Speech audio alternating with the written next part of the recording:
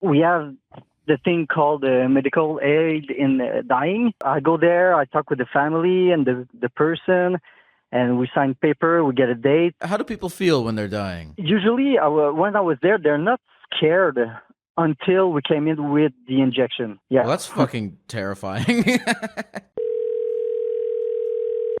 Hello? Hello. How are you doing? I'm doing good. What's your name?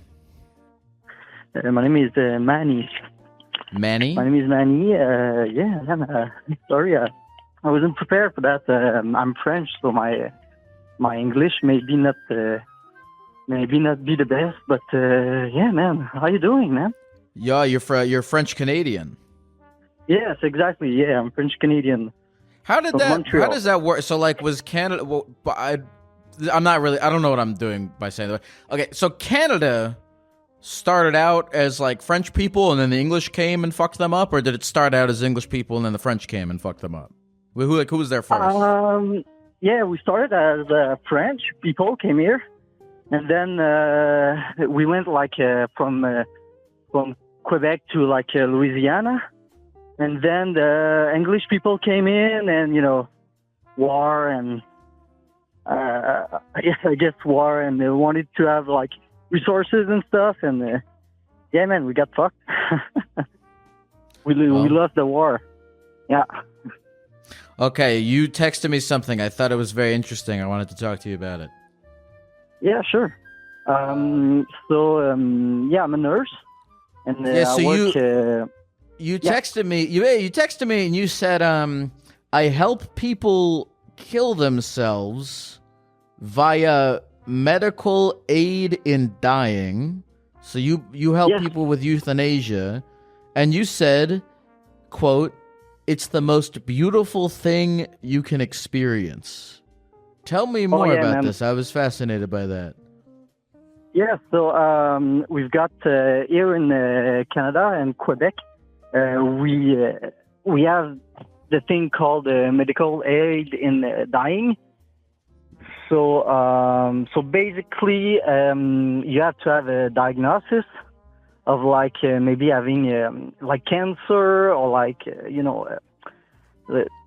things like that. And when you're like you have 3 months left to live, like you have to know that you're gonna die in like 3 to 6 months. The doctors come in and they're like, "Oh yeah, do you want to have like a euthanasia like thing?" So we go there. I go there. I talk with the family and the person, and we sign paper. We get a date, and then yeah, man, you choose the date, and it's different from like a palliative care, because when you have palliative care, it's like you're on morphine, so you just get dazed out and you die like slowly. But when you have like the MAID thing, it's you're fully aware of what's going on.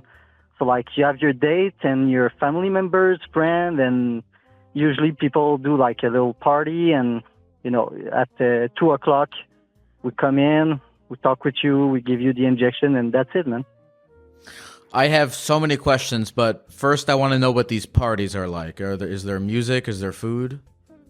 Yeah, usually people like to do like music and artists that they like, put it on TV, and they have like a big buffet, like the food that they like, and usually it's like I have like 15, 20 people. That's the good people, but not the good people, but I mean the people that has like big families.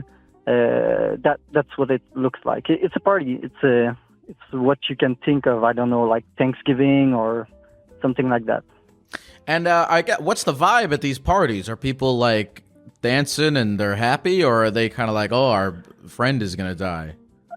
No, it's more like it's mixed, because like people like reminiscence a lot of like stories, and talk a lot about their past, and one family, like I knew, they were there like from 6 in the morning, and they all like went into the room of the guy, and they all like confessed everything to their father, and like when I say confess, it's mostly like "Oh, I'm sorry about what I did. Blah blah blah. I hope you liked my life." And yeah, that one was a good one. Yeah. Do you remember any particular confessions that people made on their deathbed that stuck out to you? Not because I'm not there the whole time. I'm mostly there like 30 minutes before we give the injection. But I remembered not confession, but sometimes like there's problematic because sometimes the guy, like the person wants to die, but some of the family members don't want it to. Like they see, it's mostly in the religious people. Like some of them, they don't always accept the decision because some people see it like as a suicide, kind of like. But it's more like of a value confrontation. Like it's hard sometimes for people to accept it. So I'd say the biggest confession I heard about was like stealing money. Was stealing money. Wasn't big of a thing, but I can imagine that sometimes people tell other things that they don't want me or the doctor to know. Yeah. How old are these people typically? Are these elderly people, or do you have anyone come in there young? The youngest that I had was 52.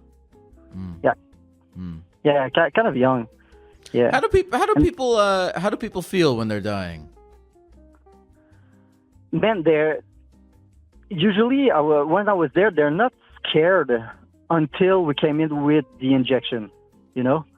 Like they're not anxious. Their decision is made. I guess I personally don't know anybody who's killed themselves, but I feel maybe that's what it's like at the end. Like your decision is made. You know what you want to do, and like you're doing it. So they're kind of calm throughout the day and everything. But when we came in with the injection, that's when you can see they're a little bit stressed. And with the doctor, I'm the one that gives the doctor the syringe. We have to do it fast because when you start it, there's no turning back. So you don't want a guy to like mid syringe say, "Oh, stop! I don't want to do it." They're aware of it. When we start it, it's like we finish the session. Yeah, well, that's fucking terrifying. yeah. But the thing is, the thing that is beautiful, I feel, is palliative care. Do you know anybody who had like palliative care? Probably that's the version where you just kind of like die slowly in hospice, right? Yeah, exactly. Okay, no. Because that thing then is hard. I'm doing it at home, and man, it's a hard toll on the family. Like they have to give them the injection, and the person can be like 3 to 4 days unresponsive, but they're still breathing, and the breathing is like more like it's like they're drowning in their own water inside their lungs. So it's not a beautiful experience from what I see with the maid, and that it's more of like a celebration of life. Like they can talk to the people still, and yeah, it's a beautiful experience. I wasn't when I was septic before when I started doing domicile care, but and the first time it was really weird, man. I was there. The guy was around 80 years old, and doesn't have grandchildren. And I go over there, and he has like mementos and a lot of Naruto's thing. And it was my first time, and I was just starting Naruto, and I was like, what the fuck, man? What am I doing here? It was weird. Yeah. Is this sounds very Canadian. I don't think this is something is this not available in America? I'm not sure. I know in some place in Europe, like in Switzerland, I think they're doing it in Switzerland. But other than that, I don't know, man. I know that we just did the first time with the COVID this week. First time, not here at my where I work, but in Canada, we did the first person who had a long COVID receive the medical aid in death. First time. So you have to have some criteria, but we're like, we have a democratic problem, which people are getting older and they don't die. So I feel like the government are like enlarging it to be like accessible for more people right now. Yeah. Yeah. Now, if you were diagnosed with cancer, would you want to go out like that, or would you want to ride it out in the hospice? You know, watch TV. I would do it like that. Yeah, I would do it like that. I would do it. Like on a boat or something. Yeah, I would, because palliative care is a bummer, man. Where do you think, there's a lot of pain and everything. Where do you think we go after we die? Do you believe in some form of afterlife? I don't know, man. I would like to, but I'm not convinced. Like there's a saying like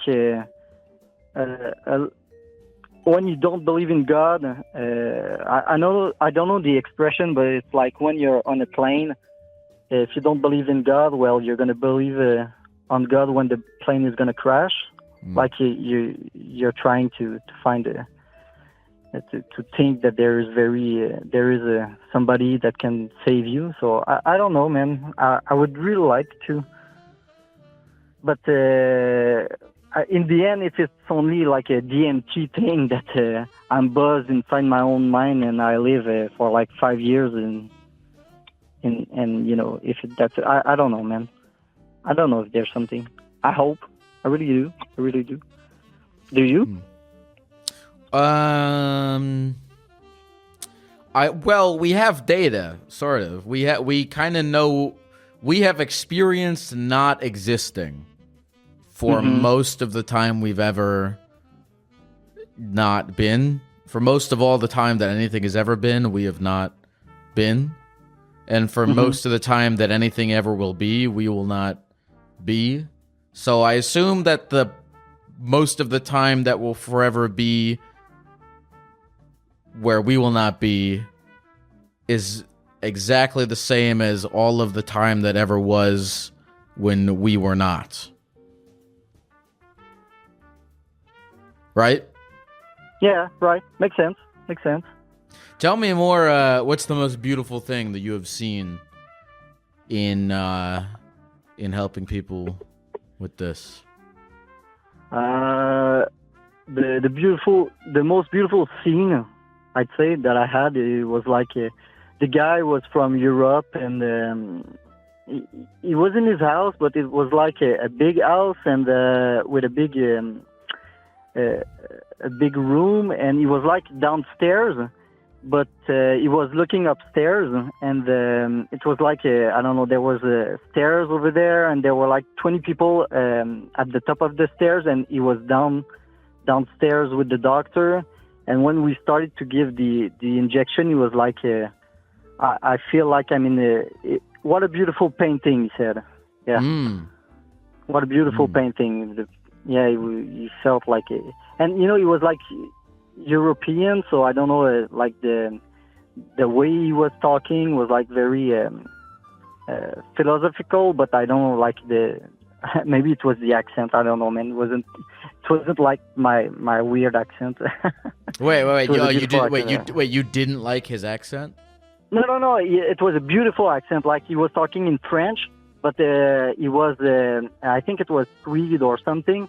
So it was like I don't know. It was like I don't know, like fine wine. You know, like there was something in his accent. So it was beautiful when he said it, and yeah. Oh, and nice. I cry most of the time because there's a lot of emotion when you're giving it. And the doctor too. Sometimes we have like a little watery eyes because it's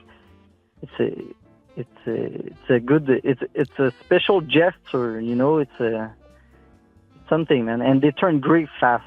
You know, like they turn gray fast too. That's one of the things that the family tells us every time is they are not prepared that in like 2 minutes they turn gray and they're dead. That's it. He was talking like 5 minutes ago. Their bodies turn gray. Yeah, their bodies. Yeah, their bodies. Yeah. Oh wow. Yeah. Yeah, really fast. How long have you been doing this for? I've been doing it for a year now. Yeah, before Okay. I was I did 7 years in rehab, and now I changed and I started doing this. Now you say you cry after every time. Do you think there will come a time, if you continue to do this, where you will become desensitized to death and you'll be putting a guy down, thinking about what you're going to have for dinner afterwards? Yes. Yeah, sure. Yeah. Yeah, it's like you get, it's like, when you start and you're in poop. Like the first time you're cleaning somebody and you're like, oh man, I'm cleaning poop. That's crazy. That's crazy. I don't like putting my hands in poop. Yeah. Go. Sorry. Oh, sorry. I was making fun of your accent. Go ahead. No, it's all right. Sorry. No, go for it, man. I don't mind. So, yeah. So I was like in shit, the first time you're like gagging and everything. And at the end, you're like, man, it's only poop. I don't give a shit about the shit. So I think I would be like you said, I don't know how to say it in English, but I won't be as much as sensitive. But in the end, sometimes you get more attached of some people, and other you're like, oh, it's only you're just giving them what they want, and it's part of the job. So yeah, I'm pretty sure I think I will. But in the end, you're not doing this every day. It's like maybe once every 2 or 3 weeks. So it's not, you're less. You're doing this once every 2 or 3 weeks. Yep. And what do you do? What are you doing at work when you're not doing this? I'm treating wounds. I'm treating I'm giving them injection, medication. Yeah, that's like maybe the 1/3 of my job. The other 2/3 is I'm taking care of people. Yeah. So mostly because here in Quebec, Canada, we have free healthcare. But free healthcare also means the government pays for everything. And when somebody is in the hospital, it costs a lot of money, so they prefer for them to stay at home. So that's when we get in the picture, and it costs less money for the government for us to go to their place instead of them staying in the hospital. Yeah. What was it like working in the rehab for 7 years? Was that more or less intense? Different, man, because you have to do a lot of, one day I was doing rehab, but it was mostly people who had strokes. And, so like physical rehab. So people have to, to go from being like a perfectly healthy person to somebody who can't control half of his body and can't eat or can't speak, or they lose a lot of autonomy. So it was different. It was different because half of the people, like, they can't go back home even when they're young, like 50s. Those were the hard ones, like in their 40s or 50s, that have a big stroke and can't wipe themselves anymore, or, things like that. But the other half are like people who have like good rehab and go back home and just like try to start to be eating healthy again, or change a little bit of things. But yeah, that's it. Yeah. It's different, man. I was there for 7 years, and in the end, I needed to try something else. So I was like, I can be in my car and listen to a Gecko, going to some place to to see a patient, so I can do that. I would like that. What's next for you on your journey? Do you think you're gonna stay in Maid for a long time? I think I can do another 7 years. I don't know. I think I'm gonna be. I'm 31, so I started at 24. So 23, 24. Yeah. So I think I'm going to do another 7 years, and maybe, I don't know, go work with another doctor or some place else. I don't know what. Why 7 years specifically? Is that like the amount of time you're allowed to do it, or? No. I don't know. It's just it's like the time I give myself to try something to see if. I don't know. That's a lot like of I gotta say, that's a lot of time to give yourself to try something. 7 years. Yeah, no, yeah, sure.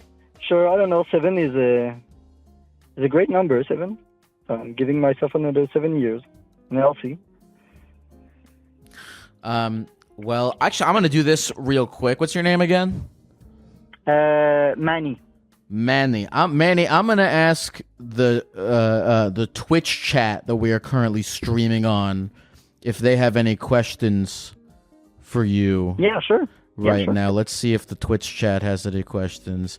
Okay, we got a question. Anthony79 in the chat asks if the hospital provides you therapy. Yes. We usually do a little caucus at the end of when we give one. So we're all the people that work with him, and we talk with each other for maybe a couple of 30 minutes or an hour, depends on how the procedure went. But also, yes, it's we have paid psychological help if we want to. Yeah. A lot of people want to know if anyone ever backs out and changes their mind. It happened one time, but let's say if your date is I don't know, the 1st of January, you have 3 other times that you can postpone it. So if you're going up on the 1st of January and you're oh, I feel well, I'm going to try another 3 months. So you can do that. But usually when you can have the maid, usually you're not going to go over a year. So that's why I say you can do it 3 times, but in the end you're going to die anyway. So there's no miracle happening when you're. Yeah, there's no miracle. People are gonna die. I think people are wondering has anyone ever had the party and then the guy comes in with the syringe and then the person is wait, I actually don't want to do this. Oh yeah, no, never. Never. No. Okay, good, because that's yeah. Well, you kind of alluded to that happening, and that was terrifying. No. It happened. No, I had a case in particular, but the guy was we were gonna come in the afternoon, and he called us and said, you wanted it to be postponed, but in the same week, we came back because he wasn't well enough. And that's the other thing. If you want the maid, you have to be eligible. You have to be. You cannot have Alzheimer or something. You have to be aware, or I don't know how to say in English. Fuck. You have to be oriented. You cannot be. It's not somebody else that can take the decision for you. Sure. If you have Alzheimer, you cannot sign the paper. Right, of course. So you have to be. I guess mentally competent would be the word. Yeah, exactly. Yeah. Somebody said, what's the worst part of the job? Paperwork. Wow, paperwork. This man has a job where he kills people, and the worst part is paperwork. Yeah, paperwork, man. Yeah. I bet you do need to fill a lot of paperwork to kill people. Yeah, exactly. Yeah. Oh, yeah, man. You have to protect yourself a lot. Yeah. Okay. Final question. Do you enjoy maple syrup? Oh yeah, I do. Every day in my coffee, I put like 1/3 of maple syrup. I'm gonna be diabetic, pretty sure. Just because Is that of true? the Are you maple syrup. are you being facetious, or do you really do that? No, for real. Yeah, every day maple syrup. Yeah, Every I do. day you put. Every day. I think whoever Nah, asked still that in the 1/3. chat was just. maybe, but Whoever no, asked no, that in maybe, the chat maybe was not just. 1/3. Okay, whoever asked that in the chat was almost certainly just joking, and then they got the answer that you put it in your coffee every day. You really put it in your coffee every day? Yeah, every day. Maybe not 1/3, but every day I put coffee.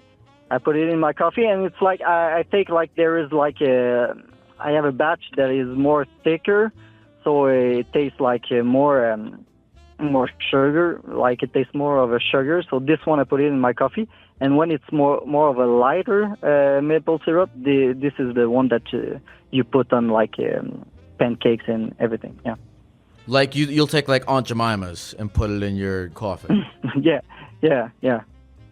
How much? But it's not anti-mima. It's I mean it's the good stuff, like the good stuff.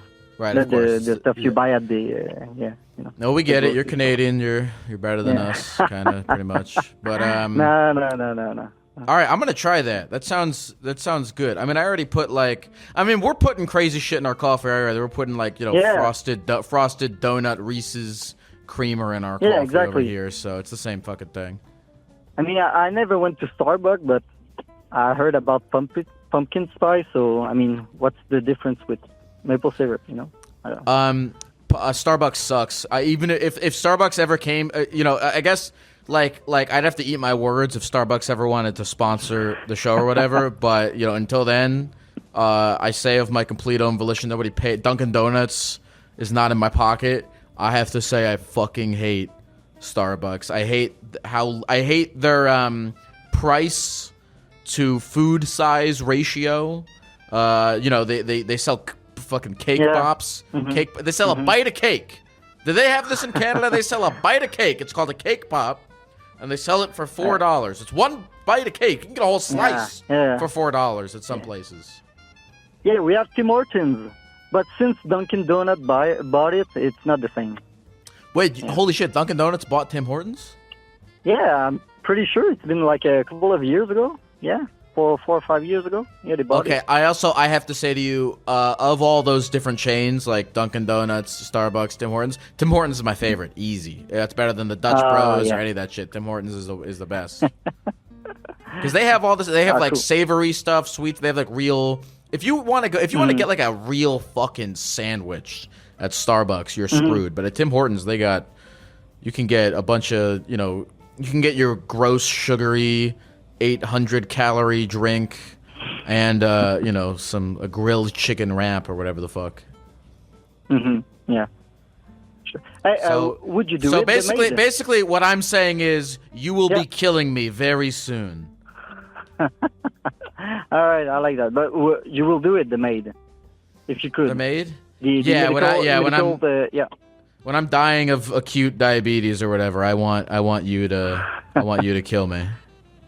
All right. Would you do it in suit? In the Gecko suit? No, I would not. No, when I die, burn all my Gecko suits. All right, good. I'll remember that. Yeah. Is there anything else you want to say to the people of the computer before we go, Manny? No, man. Thanks, and thanks for your patience with my accent, and hope you have a good time, man. Hey, have a good night, Manny. All right, see you. Bye. What else? I mean, yeah, Tim Hortons is good. I don't have any other elaborations on that. Tim Hortons is good. Manny is good. I mean, if you're gonna die, that's the guy you want. That's the guy you want to kill you. Of all the people who have ever been murdered at the hands of another person, and like all those people that have murdered them, I think if I was gonna pick a guy on this earth if I was gonna pick out of all the people on the earth who kill, like out of that sample size, I was gonna pick one of them to kill me, Manny would be at the top of my list. I would rather be killed by him than like a Dahmer type of character. Hello? Yo, Geck, What's up? I was literally just talking about you with my brother. And What were you saying? called me. What were you saying? What were you saying about me? I had you up on Twitch, and I was like, yo, you ever hear about therapy, Gecko? And he's like, what? Therapy, Gecko? What's that? And I'm like, yo, people call into this dude with the wildest stuff to say. Like, longtime fan, first-time caller. Oh, thanks, Actually, man. hyped that I got on with you, man. Thanks, man. I'm excited to talk to you. Hold on, I'm trying to put crap. Hold on. My Gecko gloves Yeah. are kind of ripping apart. You want to know something funny? Actually, is I was on Amazon buying another one of these costumes, and I looked at the fine print, and I saw something that said only. It said one-time use only. So That doesn't make any apparently, sense for a felt glove. no, dude. So apparently, like the costume was only made to be worn one time and then thrown away. So that's why these costumes, like I've worn one of these like 50 times, and it gets all fucked up and ripped and stuff. Give me 1 second. Yeah, I got you. This is insane. We're literally talking to him. I'm just watching it right now. Yeah, it gets fucked up and ripped and stuff. Like that blew my mind. I've been doing this for 4 years, and I had no idea that these were one size. I know that they're one size fits all. I've had people wear these, guests and stuff that are like 6'5", and I'm 5'1", Stretchy. and it fits me. So, well, anyway, who gives a shit about my life? What's going on with you? I mean, 478 people give a shit about your life, Geck. What you mean? Nah, I'm just being lame. What's up with you, man? I mean, I'm chilling. I texted you 2 different things, and I guess it'll be up to you which one you want to talk about, whichever one you find more interesting. All right. You texted me and you said, I want to talk about how being a black nerd is now wholly accepted. Okay, we can do that one, or if you want to do the other one, I texted you. All right. It sounds like it sounds like you have something you wanted to talk about. So you go ahead and you tell me. Okay. So let's just do it. Fuck it. Forget. So, when I was young, I've always had an interest in martial arts, and I've always done martial arts as a kid, right? Mm-hmm. Grew up doing it. Dad put me in it. Frickin' did it through school. Joined the military, joined the Marines, got out, and really started investing myself in martial arts, right? I started trying to do it professionally. I was training at a gym, at a pretty high-end gym, too. There were a lot of high-level fighters that were there. I don't know how familiar you are with MMA, but, like, Frankie Edgar was there, Edson Barboza was there. I'm about as familiar with MMA as I look. Fair enough, man. So I was dating this girl, and she took an interest in martial arts as well, right? But she went to a different school, our own personal thing. I don't like having people in my space when I'm doing stuff like that, right? So she went to a different school, and long story short, she ended up cheating on me with one of the dudes there, right? Sucks huge balls, I know.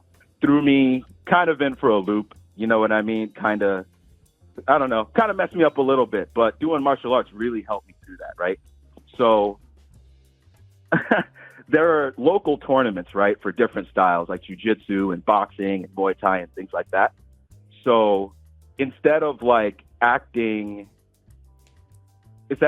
out, I ended up signing up at every tournament that him and his school went to with me and my teammates, and made sure that they never won a medal for the next 2 years.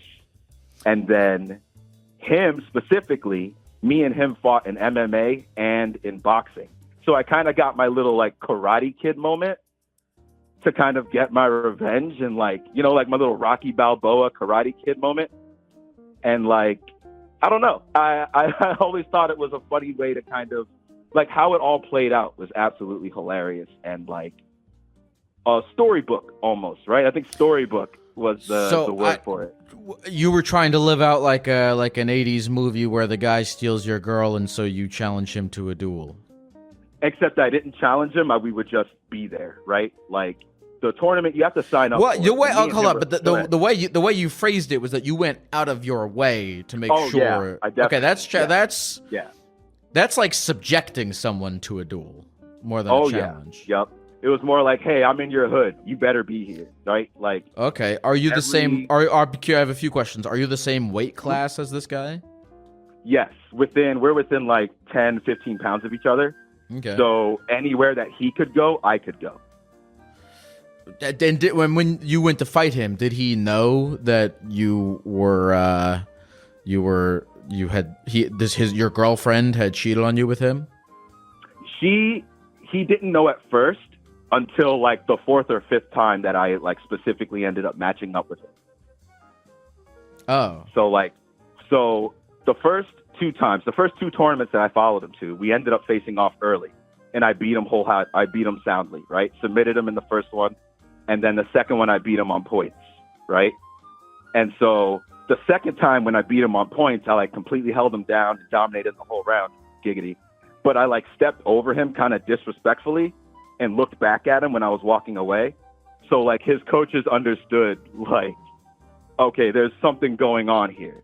And then when it happened again 2 more times, right, they were like, okay, what is going on? And so my coaches start asking me like, hey, are you okay? Do you have like an issue with this guy? And I was like, I fucking do.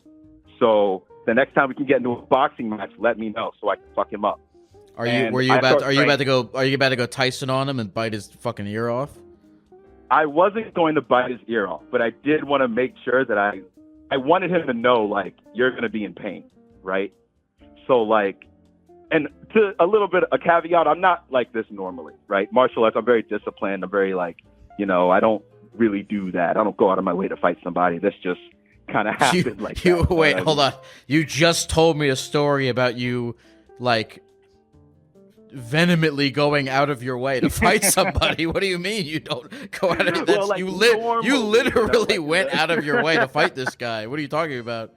It's fine. I'm not like it's not like whatever. I'm not judging you about it, but that's a total lie that you don't go out of your way to fight people. You literally did. I guess without provocation, right? Okay. Without provocation, I won't just go and be like, "Oh, I'm going to fight you." I'm usually a pretty chill guy.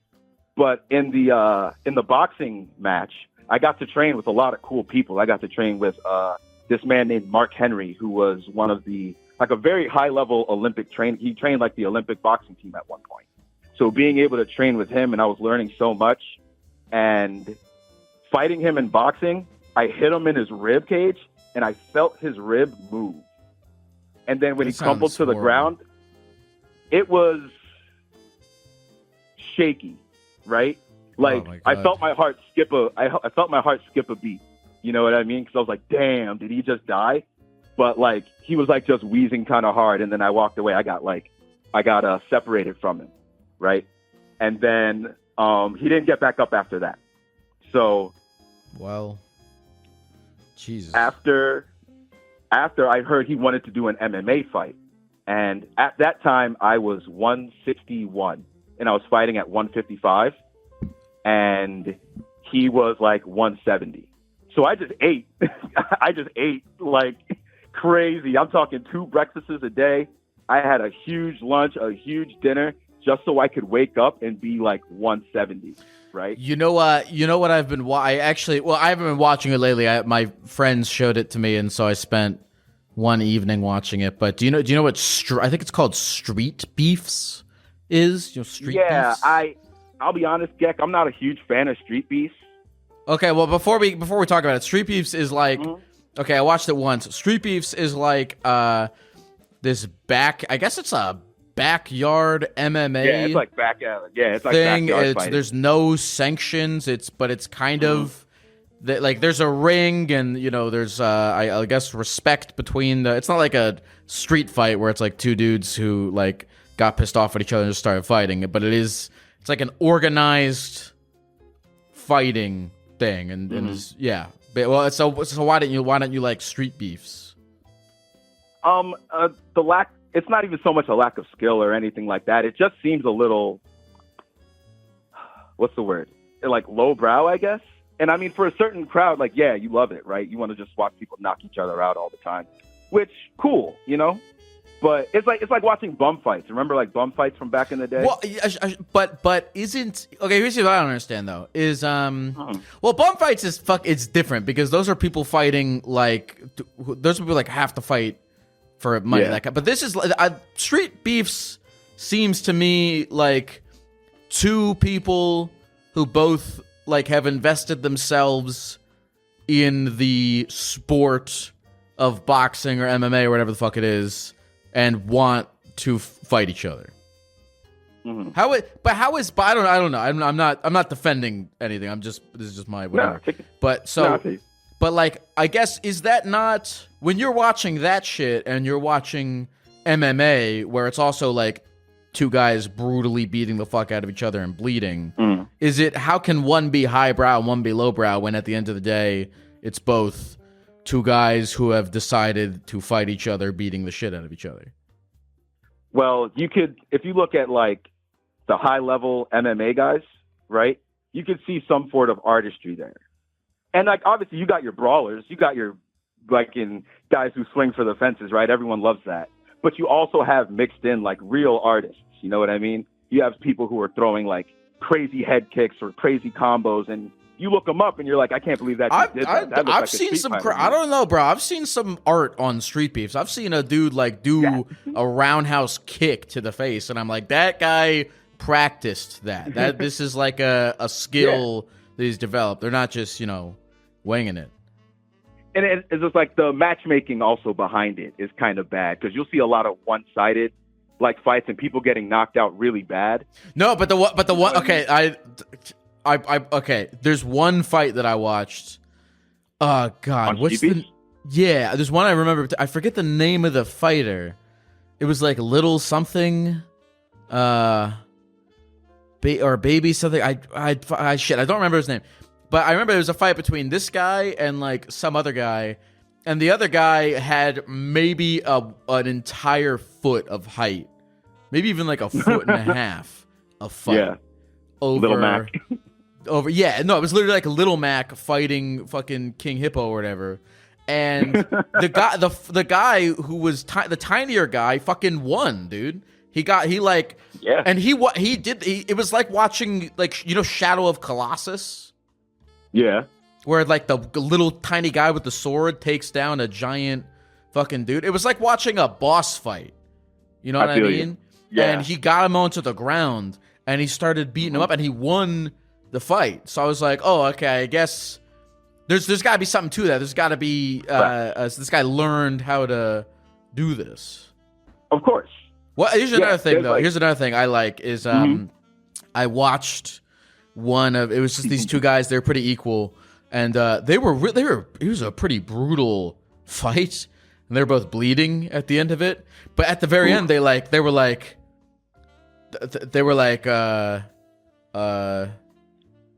There was a lot of camaraderie. Like they hugged each other, they shook hands. It was a very brotherly kind of a thing. You could tell these two guys, even though you just watched them viciously hurt each other, that they like loved each other. Norm. It was weird. It was interesting to watch. For most combat sports, that's honestly the norm.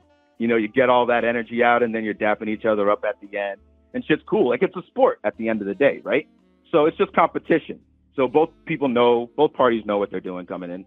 So there's no real hard feelings behind it, you know. I don't know. I feel like, okay, to me, but the biggest fights that I see advertised, like what? Like when I don't know, Logan Paul fights Mike. When Logan Paul usually anytime I see a fight advertising, it's like Logan Paul versus someone, and usually Logan Paul and whoever he's fighting hate each other, right? Like him and Mike Tyson or whatever. They're talking a bunch of shit back and forth. Yeah.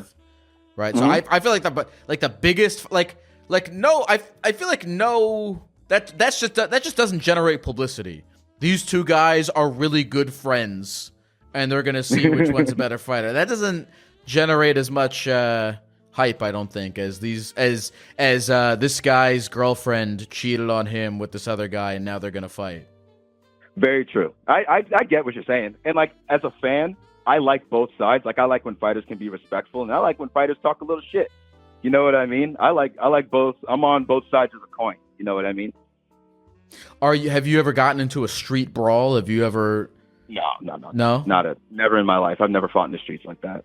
That's good. That's good. Yeah. Those videos are sad. Those like street beefs. Street beefs is like, okay, these two people trained for this. They agreed to do it. Whatever. Like just regular ass street fights. They're sad because there's definitely like exactly legit like anger in there. Yeah, but to circle back real quick, like after the like 2 jiu-jitsu matches, he understood what was happening. Like he knew, like because she told him. Because after I broke up with her, like she told him, and after the second like jiu-jitsu match, he knew what was happening. So him taking the boxing match and him taking the MMA fight, like you have to accept that fight. Like it's not like I just show up and it's like, hey, peekaboo, I'm here. Like, it's me. You have to train for me, and we're meeting together. We both know this, right? Mm-hmm. So it was very cathartic for me, right? And it was like one of the only times that I've ever had to, that I've ever experienced anything like that. You know what I mean? Well, how many times did you fight this dude? 5 total across 3 different disciplines. And you beat him every time? Every single time, Geck. That's crazy. Wow. I was in a different space, but is I don't know. Still... Part of me like thinks back on it because I'm like, go ahead. Kind of petty, you know. No, you go ahead. Like I look back on it, and it's like, damn. Yeah, I'm like, damn. It's kind of petty, you know. But like, I don't know what it was. I was like, you know what? I want to get my feet wet in this, and this is a way that I could do it. And I don't know. I shouldn't have. Part of me thinks like, yeah, you shouldn't have done that. You should have been a little more mature. You know better about yourself. But at the same time, it's competition. Fuck them. I'm trying to get my shit going. But also, yeah, like I should probably not be petty like that, right? How many? How long ago was this? That's what I was gonna ask. Oh, this was definitely years ago. Less than a decade, but more than about 5 years ago. I'm 35 now. So all right. Yeah, I'm 35 now. I'm a little too old to be doing all that. So like. Okay. It was years ago. Okay. Do you have a new girlfriend? Oh, yeah. I have a lovely girlfriend now. She's amazing. Beautiful, funny, cute, but chaotic energy. You know what I'm saying? That's wonderful. How'd you meet her? Hinge, actually. Interestingly enough. Yeah. The Hinge thing was all right. What, do you have a picture of yourself like shirtless wearing boxing gloves on your Hinge? No. What? Really? You don't? Funny. No, because like, it's kind of, I've never seen anyone have that type of picture up there, and I personally, like, I don't want to be clowned like that, like, not that I don't have a nice body or anything, but I'm a little self-conscious about just showing it off like that. Sure. So I kind of, like, I don't do that. I had like military pictures and shit like that, but I never put like a shirtless picture or anything like that. I never did that. Wait, so you're more embarrassed of the shirtless boxing picture than of the military picture? No, the military picture was me like I was holding like a sledgehammer, right? I think I like broke open a lock, and my buddy like took a picture. There wasn't anything like crazy about the picture. It's just me holding a sledgehammer, That's cool. Well, you sound like a happy person. Honestly, Geck, I really am. Part of it, honestly, is talking to you. Like that's a total. I'm talking about just in your real life. You talking to me is 20 minutes of a 35-year long lifespan in which you seem as though you've been relatively happy. Yeah, honestly, I've been happy. I've lived a pretty interesting-ish life, so I can say I'm a pretty happy dude now. Well, thanks for sharing your story with us, sir. Maybe one day we can fight. I like you, man. I don't want to fight you. I'll help you. I'll teach you how to fight. But you're cool, dude. I want to. Like, what you said? What you say? I'm sorry. You saying you don't think I could like hold my own? No, I think you could, but like you're a nice guy, and I don't like to fight guys I like. You know what I mean? Like you're a cool dude, and I wouldn't I wouldn't have that energy towards you. I'll say this real quick before we go. I actually did box once. How did you like it? So in the summer of 2021, I went all around the country filming footage for this like documentary series that we never ended up actually making. But one of the things was that I boxed somebody in Denver in the Gecko suit. How did it feel? So initially with boxing, I was worried about getting hit in the face. That's what I was most scared of. It's like, oh, I don't want to box this guy and get punched in the fucking face. But but then I realized, oh, the actual part of it that sucks is the stamina. Yes. Which is I was actually blown away because like, you know, I'd be fighting a guy like I would be boxing for like less than a minute. And it's not even like, I'm not like doing crazy lizard moves. I'm not running in circles around him. I'm literally just standing in place or maybe like doing whatever. And afterwards I'm like out of breath. It's just, I just like sprinted around the track or something. I thought it was crazy. I'm like, how am I so out of breath after not even moving? It's crazy, right? Yeah. Do I have any lizard moves? Well, you gotta fucking see me in the octagon to find that shit out. I'll fly out to Philly post haste, brother. Oh no, I'm totally bluffing. I don't want to go anywhere. I know. No worries, brother. No, I'm a nice guy, brother. Well, what's your name again? You can call me Ace. Ace, is there anything else you want to say to the people of the computer before we go? People of the computer, I hope you're having a great day. Hug your mom. Drink water. Try to do a kickflip. Bang, bang. See ya, Ace. Bang, bang. Thanks, homie. And that was the most Joe Rogan experience-y conversation I've had on this podcast. Hello? What is your name, sir? My name is Brett. What's going on, Brett? Hey, I'm kind of in an interesting situation here. So just for some context, I was raised very religious, Mormon on my dad's side. And I am not myself. In fact, like growing up through life, I kind of learned that not only am I not religious, I don't subscribe to their beliefs. I've also learned that I'm polyamorous. And it's, you know, I'm 32 years old now, and some people know, my close friends know, my mom's side knows, some siblings know, but I feel like largely the entirety of my dad's side doesn't know. And I'm kind of in this weird spot where, like, I want to tell them because, you know, part of living this lifestyle is, you know, being your true authentic self. And, but at the same time, they just wouldn't get it. And I keep getting, you know, invited to a religious family gatherings and birthdays and whatnot. And it's just so draining to want to decline all of them because I just have nothing in common with any of them, man. So I don't know what to do. So let's start here. Tell me how the polyamorous lifestyle is going. Are you stoked about it? Yeah, I'm with my fiance right now. We've been poly together. We actually discovered it together about 3 years ago and going strong. Very cool.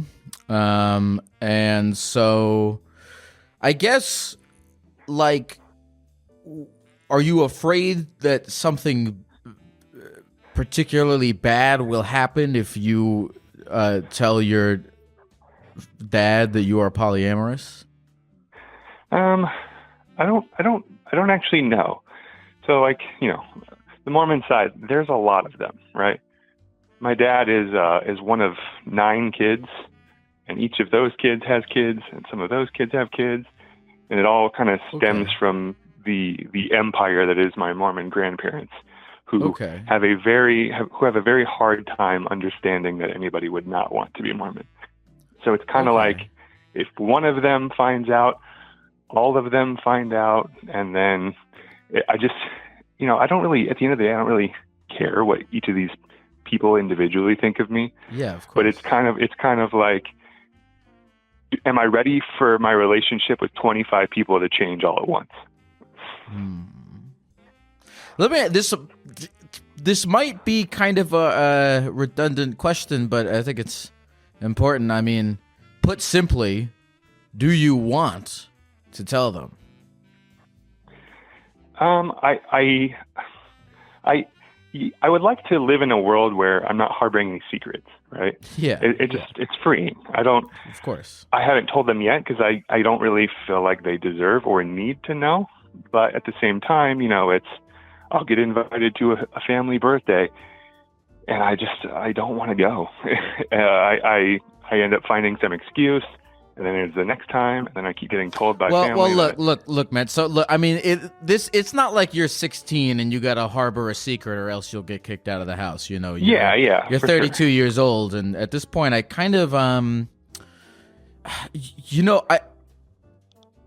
guess you have to ask yourself, and you got to think about deep down, if you would feel better having told your dad that you are polyamorous.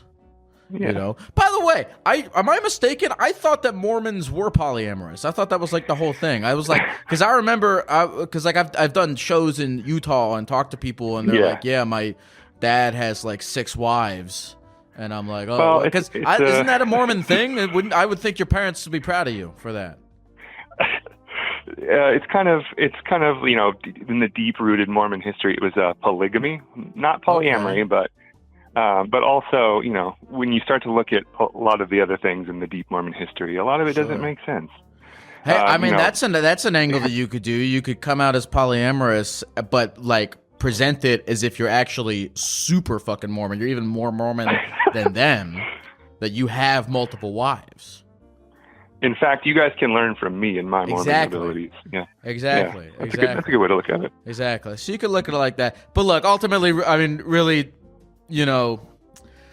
I really can't tell you what to do in this situation. But sure. you kind of have the questions that you got to think about, right? Yeah. Which are, I'm 32.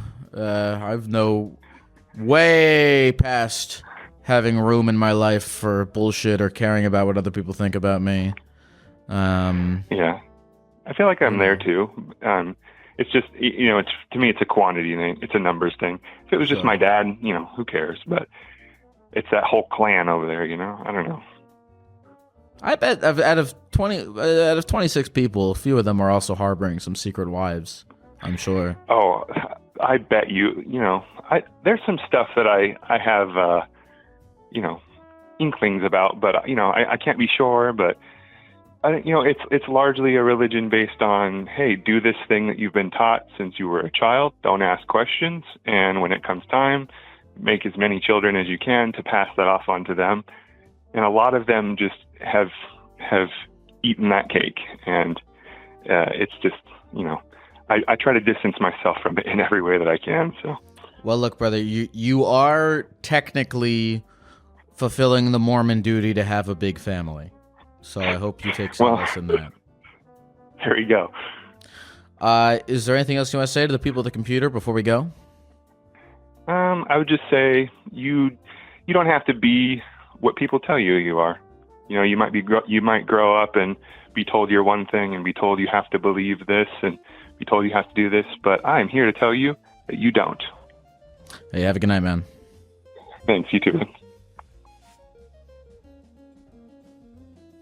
The Mormon thing is funny because my first exposure to Mormons was South Park, and like all the they got the Book of Mormon and they got all the Mormons in the show, and South Park really portrays Mormons as very nice, wholesome people. So that was what my impression of them for most of my life, and then I'm sure this was shattered before that, but I remember I did this show in Utah.